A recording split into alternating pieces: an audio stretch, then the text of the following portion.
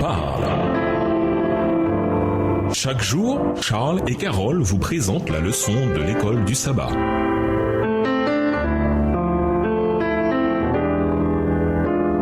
Bienvenue dans votre émission. Dieu nous parle. Voilà la leçon de mercredi. Rien à craindre quand nous craignons Dieu lui-même. Ésaïe 8, versets 11 à 15. Dans son premier discours d'investiture, le président américain Franklin D. Roosevelt déclara à une nation abattue par la Grande Dépression: la seule chose dont nous devons avoir peur, c'est la peur elle-même. Déclaration faite au Capitole des États-Unis à Washington, D.C. le 4 mars 1933. Le message d'Ésaïe au peuple découragé est le suivant: nous n'avons rien à craindre quand nous craignons Dieu lui-même. Dieu avertit Ésaïe de ne pas craindre ce que son peuple craignait, mais de le craindre, lui. Ésaïe 8, les versets 12 et 13. C'est un thème important des Écritures. Par exemple, dans Apocalypse 14, les versets 6 à 12, 3 anges proclament un message mondial. Craignez Dieu et rendez-lui gloire, au lieu de craindre la bête décrite au chapitre 13, et de lui rendre gloire. Comment comprenez-vous l'idée de craindre Dieu? Qu'est-ce que cela signifie, notamment au vu du commandement d'aimer Dieu? Lisons Matthieu 22, verset 37. Matthieu 22, le verset 37. Jésus lui répondit: tu aimeras le Seigneur ton Dieu de tout ton cœur, de toute ton âme et de toute ta pensée. La véritable crainte de Dieu, car il est saint, signifie que vous le reconnaissez comme la puissance suprême dans l'univers. Que vous l'aimiez ou non, une telle crainte surpasse toute autre crainte. S'il est pour vous, alors personne ne peut vous toucher sans sa permission. S'il est contre vous, parce que vous vous êtes rebellé contre lui, alors vous pouvez courir, il vous retrouvera toujours. L'idée que nous devons craindre Dieu ne contredit-elle pas 1 Jean 4, le verset 18?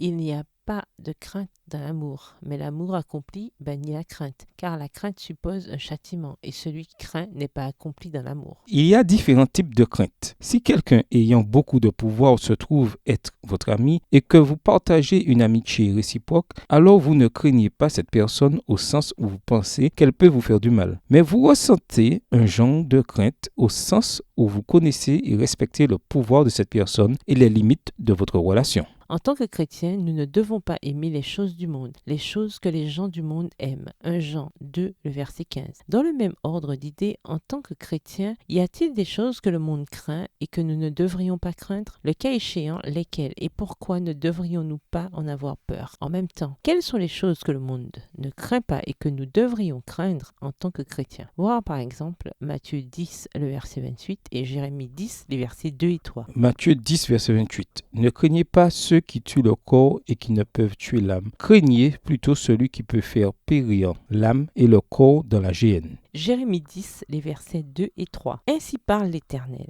N'imitez pas la voix des nations et ne craignez pas les signes du ciel, parce que les nations les craignent. Car les coutumes des peuples ne sont que vanité. On coupe le bois dans la forêt, la main de l'ouvrier le travaille avec la hache. Au revoir. Et à demain si Dieu veut.